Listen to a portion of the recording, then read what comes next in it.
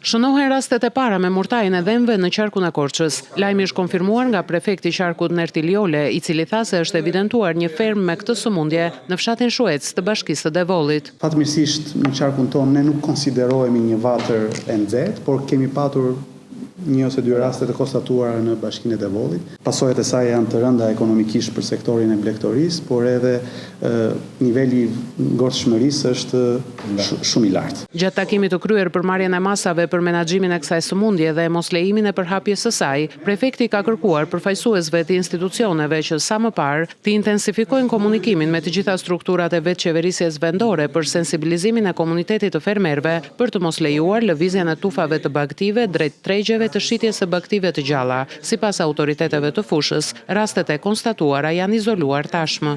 Normalisht do të merren masa edhe në azgjësimin e tyre dhe shpenjen e tyre në vendet e përcaktuara. Do të jenë të ndaluara të gjitha tregjet, do të jenë të mbyllura, nuk do ketë asnjë treg për shitjen e blegtorisë së imët në qarkun e Korçës dhe kudo që është prapë kjo sëmundje. Në qarkun e Korçës aktualisht është vetëm një vatër në Shuec, ndërsa dyshimet e ngritura për vatra të tjera janë shuar pas përgjigjeve negative të analizave. Isha rreth 20 krerë të ngordhura, u morën masat për eliminimin groposin e tyre në bashkëpunim me pushtetin vendor aty dhe aktualisht shqetësime me këtë tufë ka, dërguam mostrat e gjakut në IKV dhe dje morëm njoftimin provimtar që kjo fermë është e prekur me murtajnë e ruminante dregjël.